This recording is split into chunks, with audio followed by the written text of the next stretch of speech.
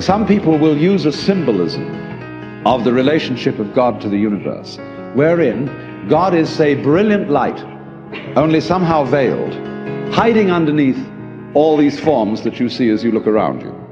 So far, so good. But the truth is funnier than that. It is that you are looking right at the brilliant light now, that the experience you are having, which you call ordinary everyday consciousness, pretending you're not it, that experience is exactly the same thing as it. There's no difference at all. And when you find that out, you laugh yourself silly.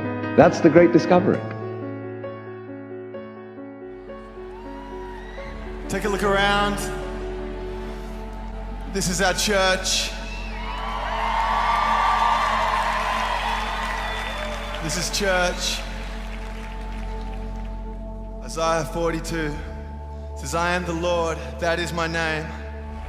Now, I'm sure that most of you know the old story about the astronaut who went far out into space and was asked on his return whether he had been to heaven and seen God. And he said yes. And so they said to him, well, what about God? And he said, she is black. And although this is a very well-known and well-worn story, it is very profound. My message to the world is God's message to the world. And God's message to the world is summed up in 5 words. You've got me all wrong. This is a profound message, because if we have got all wrong, then we have to start asking questions all over again. Not the least important of which is, then what's right? What is true? What is real? People, can you feel it? Love is everywhere. People, can you hear it? Love is in the air. Start a revolution. I heard this voice inside of me, and it just said, simplify your life. And I was like, wow, okay. I just stood there and I just kept hearing it over and over. Simplify. And you ever get one of those messages where you just hear something? Simplify. And do you ever, if you're like me, you're like, what does that mean? I mean, literally, I was like, what do you mean simplify? This is simplify? And it was like, simplify. And what I really heard was this: I am much simpler than you think. I am much simpler than you think. I am much simpler than you think. Did you get that? I am is much simpler than you think. We are making such an immense complexity out of God. We are making God so difficult to understand, first by having a problem with the word. We are making this idea of the Father energy so hard to comprehend and live. I am much simpler than you think.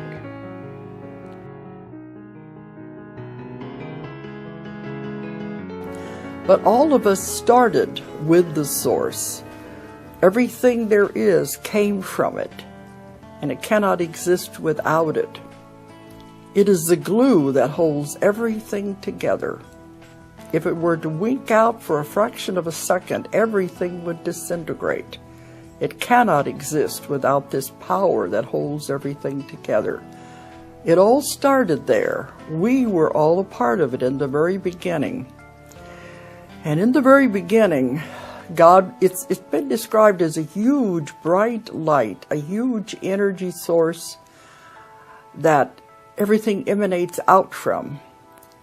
But what I've found in my work is that in the beginning, God was just this huge energy source pulsing out there in space, if you want to limit him by saying space. But then he became curious. He wanted to know. He wanted to learn. He wanted to experience. He couldn't do it on his own. So he exploded out. And when he exploded out, you may call this the Big Bang Theory. But when he exploded out, all the particles flew out in all different directions.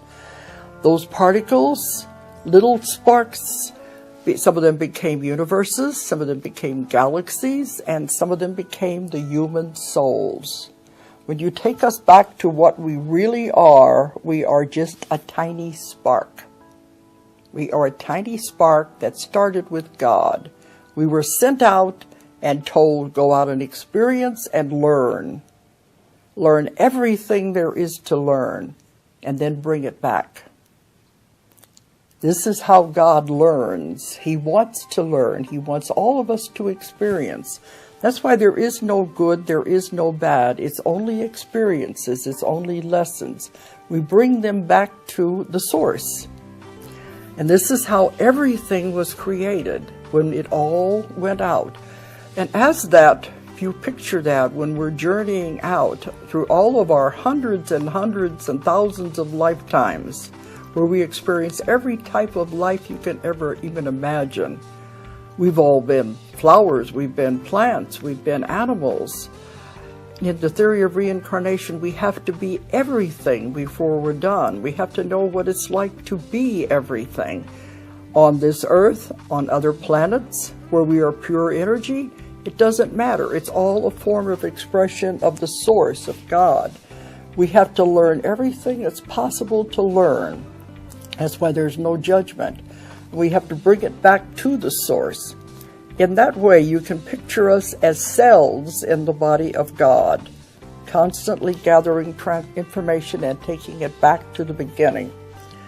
And I asked one time, what does the source do with all of this information once we accumulate it and bring it back? That it uses it to create more. It's constantly in a state of creation. And everything is created through love. Love is the force behind everything. And it uses all of our experiences, all of our knowledge, everything we have gained to create more, to create new universes, to put other forms of life on it. And it goes on and on and on. There is no end. And I said one time, what happens when we get all of the information we've accumulated from hundreds and hundreds of lifetimes back to the source? We can stay there for a while because they say once you're there, you don't want to leave again. It is so beautiful. It is so wonderful to be all back together again. It's just it's a love that you can't describe, and you don't want to leave. And I said, what happens then? He said, then it explodes out again. It all starts again. Another journey somewhere else. And somebody asked me one time, well, what happens when you have learned everything that's possible to learn in this universe? Don't you ever stop? Don't you ever just stay there? And he said, no, there's other universes. There's other galaxies. There's other ways of life that you can't even possibly imagine. And we're always adventurers going out and trying to explore and find what's out there. But in that way, we are all God. And that's not sacrilegious to say that. We are all God because we came from the source and we are a part of it, and we will continue to be a part of it. It's a constant motion. It never stops. And when we think of it that way, our little petty problems are nothing compared to what we're really here for. To gain knowledge and information, to help each other understand that love is at the basis of everything. All of us need to make some moment by moment change of our thoughts away from the negativity into the positive thinking of how we can help, how we can share, how we can assist. And I also believe we should have some level of devotion to understanding that there is a divine mind, and that divine mind is waiting for us to awaken, to become closer. And so this is something we have to look at in our evolutionary growth, that we can move into awareness that is so vast and so sublime that we basically feel the love of the greater universe. I am remembering who I am. I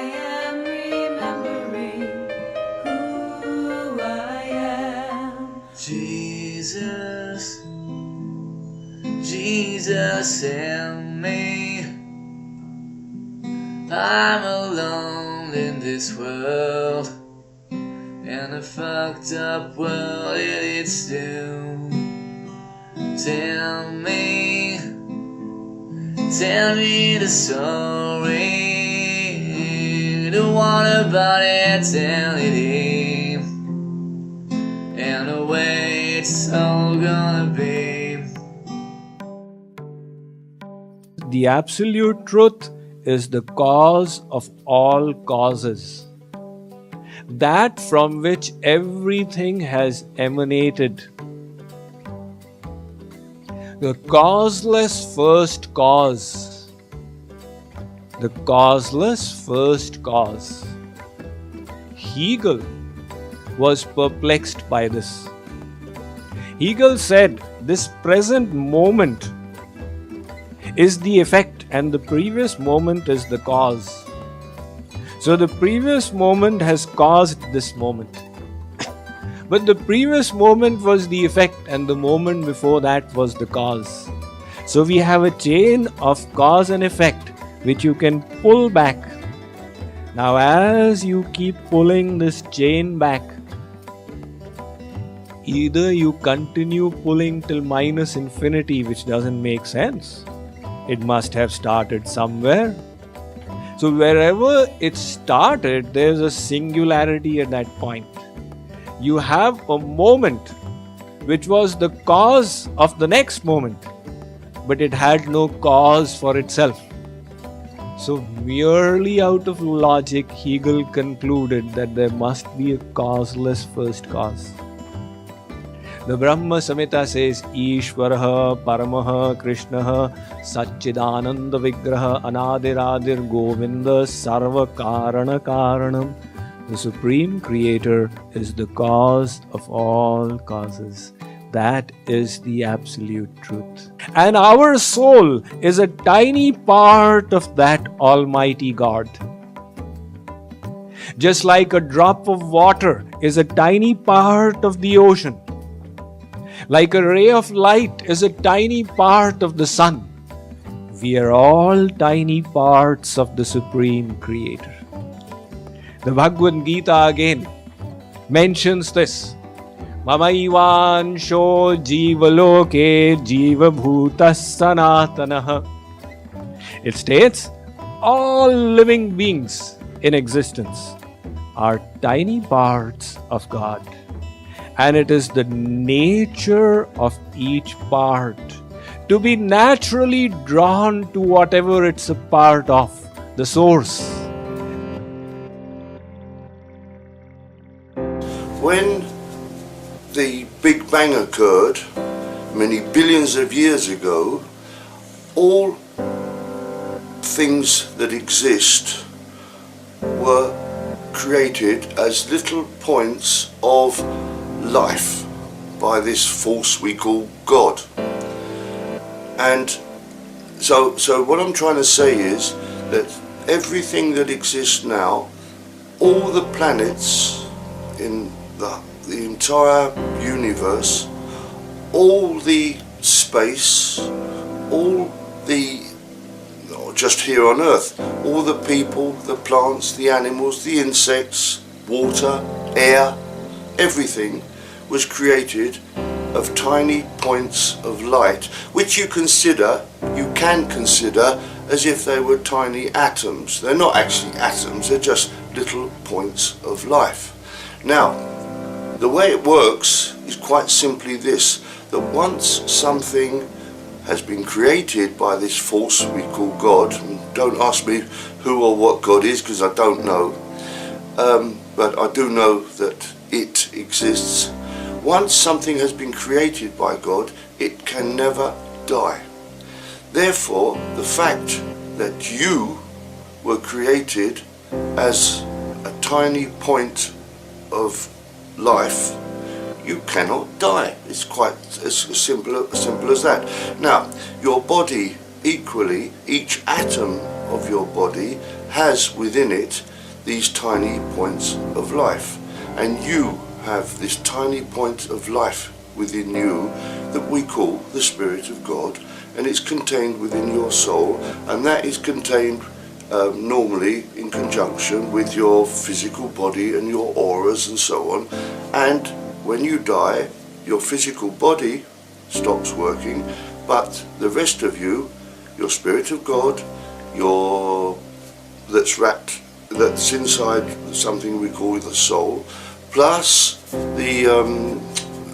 plus all the various auras that you have, plus all your thoughts and emotions and your personality and so on, that goes soldering on into another dimension and lives forever, or virtually ever.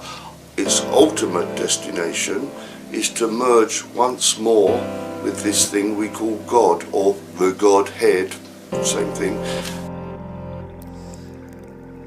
I want to read to you an excerpt from The Science of Mind. There is one infinite mind from which all things come.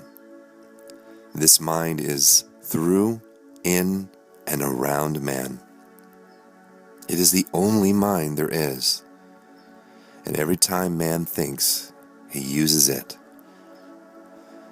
There is one infinite spirit, and every time man says, I am, he proclaims it.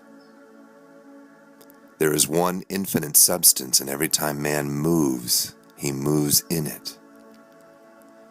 There is one infinite law, and every time man thinks, he sets this law in motion.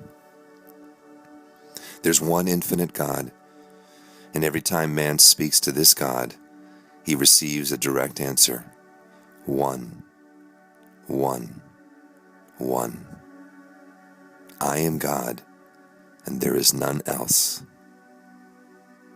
There is one limitless life, which returns to the thinker exactly what he thinks into it.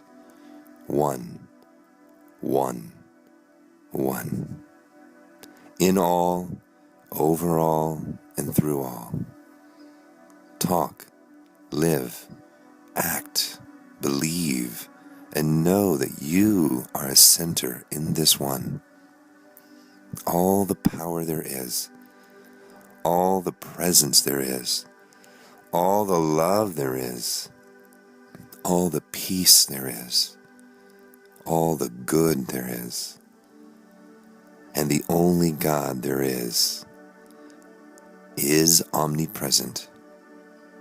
Consequently, the infinite is in and through man, and is in and through everything. Act as though I am, and I will be. Right where you are, God is, as you, living, breathing, feeling, as God. May we own our divinity just a little bit more today. May we know that we are not victims of a hostile world. May we claim our power back. May we direct the infinite through our lives and our affairs today.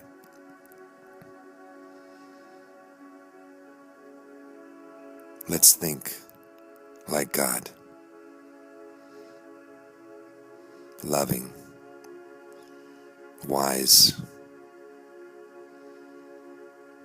and beyond. Love.